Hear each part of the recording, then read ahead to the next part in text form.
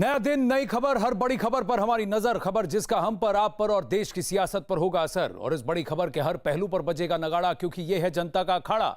नमस्कार, मैं हूं आनंद नरसिम्हन।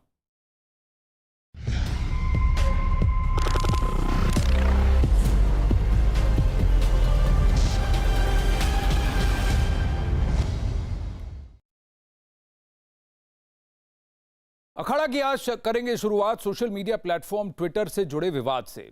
फेक न्यूज, भड़काऊ वीडियो और सरकार विरोधी खबरों के मुद्दे पर केंद्र सरकार और ट्विटर के बीच विवाद और गहरा हो गया है। केंद्र के नए आईटी नियम लागू होने के बाद भी ट्विटर इंडिया ने अब तक चीफ कंप्लायंस ऑफिसर की नियुक्ति नहीं की है। तो वहीं सूत्रों के मुताबिक केंद्र भी अब ट्विटर के खिलाफ सख्ती के मूड में है। इन सब के बीच दिल्ली के पास यूपी के गाजियाबाद में एक बुजुर्ग की पिटाई के मामले में पुलिस ने ट्विटर के खिलाफ बड़ी कार्रवाई करते हुए मामला दर्ज कर दिया है। ट्विटर पर धार्मिक भावनाएं भड़काने का आरोप है। पुलिस के मुताबिक तथ्यों की जानकारी होने के बावजूद ट्विटर ने गलत ट्वीट को हटाने के लिए कोई कदम नहीं उठाए। एफआईआर में ट्विटर के अलावा 7 और लोगों के नाम शामिल हैं। गाजियाबाद में एक बुजुर्ग की पिटाई का वीडियो वायरल हो गया था। इस वीडियो में कुछ लोग बुजुर्ग को एक कमरे में बंद करके बेरहमी से पीटते हुए दिखाई दिए।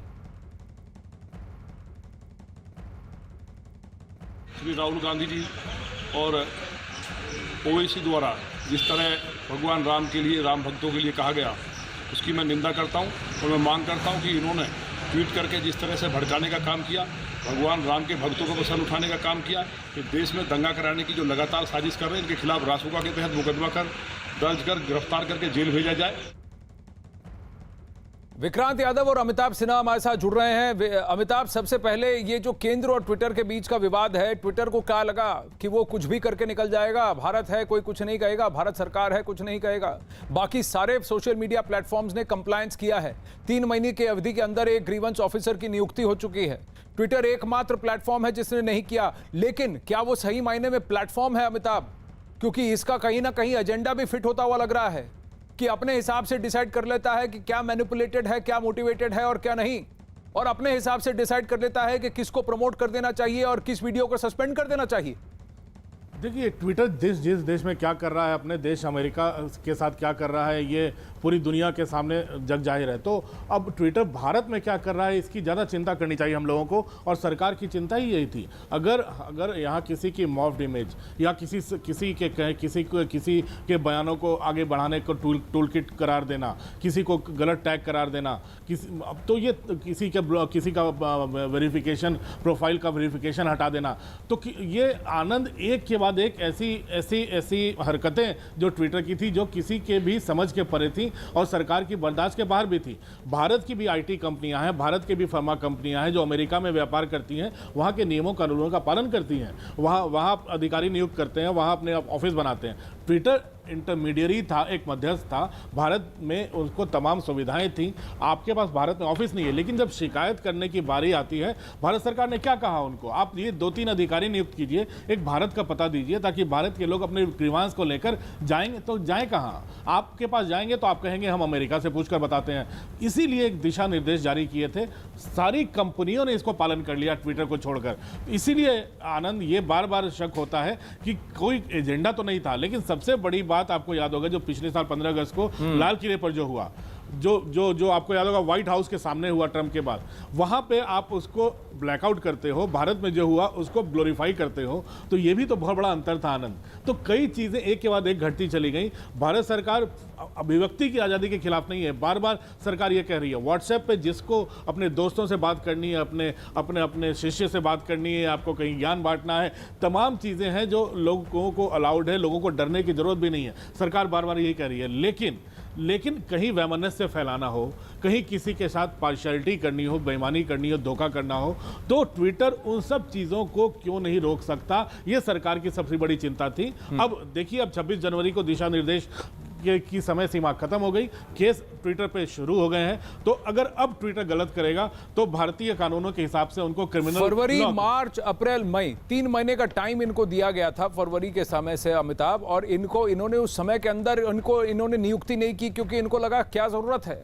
इनको लगा कि भारत और भारत की सरकार को और भारत की संप्रभुता को आप हल्के में ले लो, क्योंकि हमारे तो यहाँ पर 800 मिलियन यूजर्स है या 300 मिलियन यूजर्स हैं, हमको यहाँ से हमें यहाँ सवाल पूछने वाला कौन है? ये एटीट्यूड कहीं ना कहीं दिखा। और विक्रांत, सबसे बड़ी बात यह है कि ये जो घटना घटी है गाजियाबाद की, इसमें कई लोग, जो 8-7 लोग ट्विटर के 2 कंपनीज के साथ साथ, जो ट्विटर इनकॉर्पोरेटेड इंटरनेशनल है और ट्विटर इंडिया है, इसके साथ साथ जो 7 लोग हैं, इनमें से कई लोग ऐसे लोग हैं जो अपने आप को इंडिपेंडेंट और फैक्ट चेकर्स बताते हैं। ये लोग ऐसे लोग हैं जो कहते हैं कि हम तथ्य की परख करके तथ्य को सामने रखते हैं। तो कहां हुई तथ्य की परख? और वही ट्विटर का प्लेटफॉर्म जिसने अमूल के सीईओ के होर्डिंग को, उसके पोस्ट को सस्पेंड कर दिया, अकाउंट को सस्पेंड कर दिया, यह कहकर कि यह संदिग्ध है, उसने इस वीडियो को क्यों नहीं सस्पेंड किया? इसको क्यों पिछले 48 घंटे में इसको चलने दिया गया? आनंद, देखिए, पूरी बात शुरू होती है राइट, जो भारत में प्रेस और अभिव्यक्ति की आज़ादी की बार बार बात की जाती है, भारतीय संविधान में जो मिला हुआ अधिकार उसकी बात की जाती है। आर्टिकल 19(1) ए और 19(2) के तहत हमें ये स्वतंत्रता मिलती है। लेकिन अगर हम इस आर्टिकल को ध्यान से देखें तो इसमें साफ ये लिखा है कि freedom of press is not absolute just as the freedom of expression is not. Public interest has to be safeguarded by Article 19(1)(2), which lays down reasonable limitations to the freedom of expression, sovereignty and integrity of state, security of state, friendly relation with foreign countries, public order, decency, contempt of court, defamation. यानी आपके पास पूरा अभिव्यक्ति का अधिकार होगा, लेकिन भारतीय संविधान में ये साफ लिखा गया है कि एब्सोल्यूट पावर नहीं है। आपको इन सब चीजों का ध्यान रखना होगा, समाज में वैमनस्य ना फैले, किसी तरीके की गैरकानूनी घटनाएं ना हो, देश की सुरक्षा पर किसी तरीके का खतरा ना हो, किसी की मानहानि ना हो, इन सब चीजों का आपको ध्यान रखना पड़ेगा। तो ये देश के संविधान में लिखा गया है। अब रही बात जो ट्विटर के साथ विवाद चल रहा है, ट्विटर को कंपनी ने केवल ट्विटर के लिए भारत सरकार ने नियम नहीं बनाए, बल्कि भारत सरकार ने जो नए आईटी नियम बनाए वो तमाम इंटरमीडियरी कंपनीज के लिए बनाए, और तमाम इंटरमीडियरी कंपनीज जो हैं उस नियमों को मानने के लिए बाध्यकारी हैं। क्योंकि अगर आप हिंदुस्तान के बाहर व्यापार करते हैं, बाहर अपनी कंपनियां चलाते हैं, अगर आप अमेरिका में अपनी कंपनी चलाते हैं, तो अमेरिका का जो लॉ ऑफ द लैंड है वो आप मानते हैं, फिर चाहे वो अमेरिकी कंपनी वहां पे काम कर रही हो या फिर भारतीय कंपनियां वहां काम कर रही हो। तो इसी तरीके से अगर भारत सरकार ने कोई आईटी लॉज बनाए हैं किसी इंटरमीडियरी कंपनीज के लिए कि उन्हें अगर कानूनी छूट चाहिए तो उन्हें ये नियम मानने होंगे, अपने अधिकारियों की नियुक्ति करनी होगी। तो बाकी कंपनियों ने भी उसी तरीके से उन नियमों को मानते हुए अपने यहाँ उन अधिकारियों की नियुक्ति की। लेकिन ट्विटर को बार बार ये पत्र लिखा गया भारत सरकार की तरफ से कि आप ये अधिकारियों की नियुक्ति कीजिए, नियुक्ति नहीं की गई। और उसी का फल आज सबके सामने है कि लोनी में जो पहली एफआईआर हुई है ट्विटर के खिलाफ, वो किसी भी सोशल मीडिया कंपनी के खिलाफ पहली एफआईआर है, और वो इसी कारण से हुई है क्योंकि सोशल मीडिया कंपनी की इंटरमीडियरी कंपनी होने के नाते जो छूट मिलती थी कानून में, भारतीय आईपीसी के कानून में, वो छूट आपको नहीं मिल सकती क्योंकि आपने आईटी एक्ट के जो नए नियम है वो नहीं माने। और ये पहला सिलसिला है। अभी देखिए इनके पास वो कवर नहीं है, वो शील्ड जो है वो